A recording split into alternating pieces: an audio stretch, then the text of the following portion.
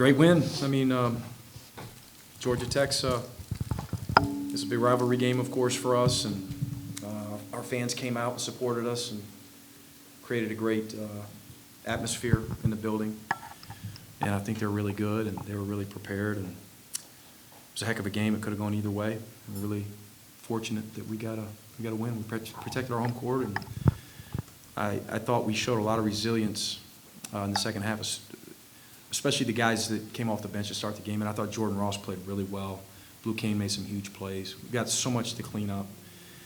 And that's the good and bad with these games. You know, I'm sure both Damon and I both feel like we've got a ways to go. We learned a lot about our teams tonight. But you know, we certainly will go to the film room tomorrow and look at a lot of focus things, open looks, you know, by their shooters, and lack of attention to detail with pressure. Like we were in foul trouble the whole game, and thank goodness our zone, which is something we hadn't played much of really here at Georgia or even ever, I thought really bailed us out. So thank goodness we had that thing installed, and our guys bought into it a little bit. And Samto, I thought, made some huge plays at the rim defensively, and did enough without timeouts there late in terms of handling the basketball to get to the finish line. Any questions? I think you guys trailed for a good part of that second half. I think it was tied with just under 9 to go. What did you learn about your team with how they responded there late and took over the game? I use the word resilience. Last year's team was super resilient. Probably a sense of confidence. We didn't look. Our body language didn't look like, hey, we just know we're going to win this game. We look a little bit rattled there because it was the first time we were down. Like our schedule has been what it is, and it's why you play these games. And so I learned that we got a little something to us, you know. And I'll use Smurf Millender as a kind of a microcosm. He goes out, dives for a loose ball, knocks his tooth out. He's 1 of 9 from the field, and finishes the game for us and makes big plays down the stretch offensively, defense, on the glass, defending the glass as well, sticking his nose in there. So he's got a little swagger to him, you know. We thought that, now we know that, you know, against an ACC opponent. Jeremiah Wilkinson struggled in the first half at times, and boy, the way he played in the second half, he really got it going. He's both of those guys have very healthy levels of self-confidence. I thought Justin Abson played really well. Jake Wilkins, another guy that just he wasn't out there for long stretches, and when he gets out there, he just plays really hard, and you just feel his energy. Probably the biggest thing, I guess, I know I'm rambling, is the quality of our depth. We've got really good depth. Got a little bit squirrely there at the end. They cut it to a 2-possession game, but was it kind of good in the way to kind of see that in a live game action, be able to come out on top of it, we kind of learn from that experience? When you get scored on, it's never good. No, but it's good to learn from a lot of the things that we'll learn on film tomorrow with a W, obviously. It just feels so much better. It probably resonates a little bit more after a loss, but we'll make sure that our guys understand, you know, these are things that won't translate to consistent winning, and these are things that will. Our zone was really good in terms of not fouling, and then we want 1 possession of man, and then all of a sudden they get downhill, and I think it was a 3-point play because we're out of the gaps and we're zone principles while in man-to-man, you know. Connection, you know, they'll connect. Every team that plays high-level games this week, their level of connection, I think, for the teams that will ascend and grow throughout the year will increase dramatically, and ours does. We've got it's early for us, and a lot of things we can do to connect better. We actually talked about it a lot today in the pregame and shoot around, and it'll be the message again tomorrow. Coach, you had 11 guys play double-digit minutes. I mean, is that? Yeah. I know you guys are playing fast paces. Would you like to continue to play this deep, or is it kind of a deal where a rotation eventually shakes out, or how does that work out for you? Potentially, but Mike, with these guys, I don't know who not to play.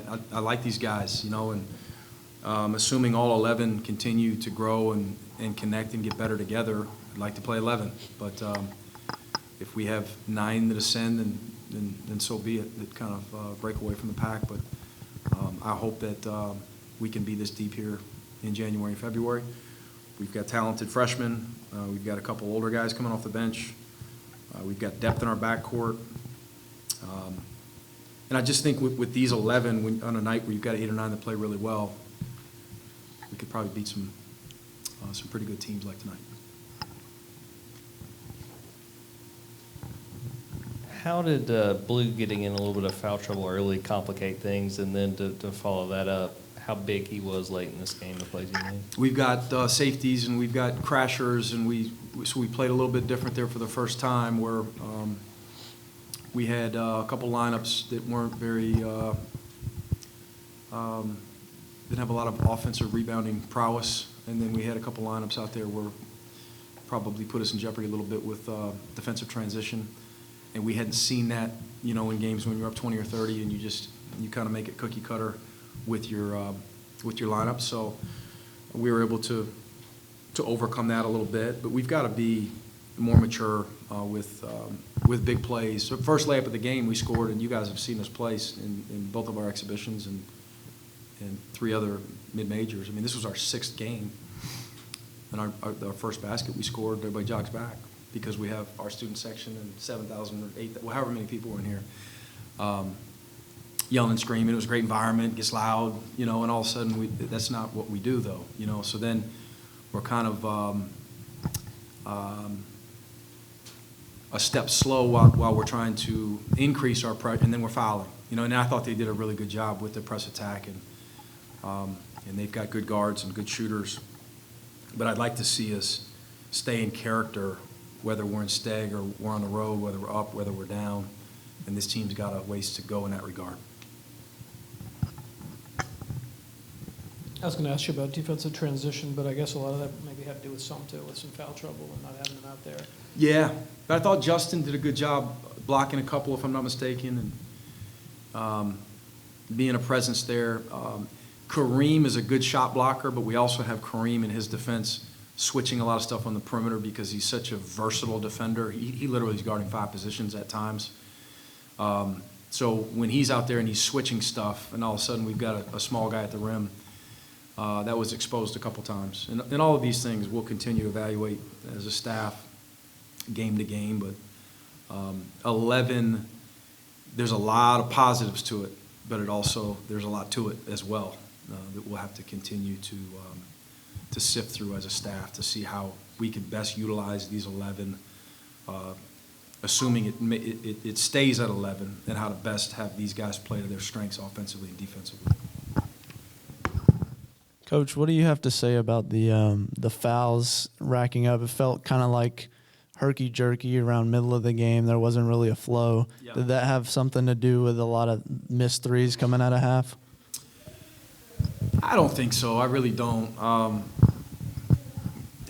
We obviously as coaches we don't agree with every foul call, right? But I know that there were a handful that were just bad decisions, and literally coming into this one, pressure with foul, discipline was as big a factor as anything we're doing, along with defensive rebounding and blocking out, because it's been a deficiency of this team, and I anticipate it will be at times throughout the year. But just weren't very disciplined with our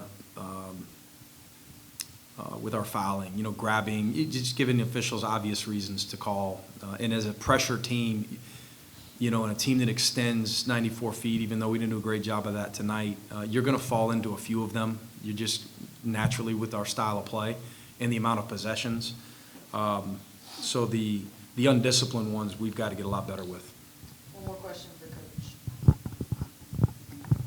I know Jeremiah came off the bench at Cal a good bit last year. Mhm. Do you like him in that role, or you kind of just feel it out, with the best lineups? Feeling it out. Had a conversation with him today. He was a starter. We anticipated him. He earned a starting spot coming into the opener, and had an injury, missed practice. Started Justin Bailey, and Justin did terrific job. We're coming off a game that we played the best we played. It's just my philosophy with it. And it was Jeremiah's best game. It was Justin Bailey's best game. Then you got Georgia Tech coming in. Why, if it's not broken, why fix it? But we'll evaluate it every day. Who's starting. But I like that we've got 11 different guys that are in the conversation.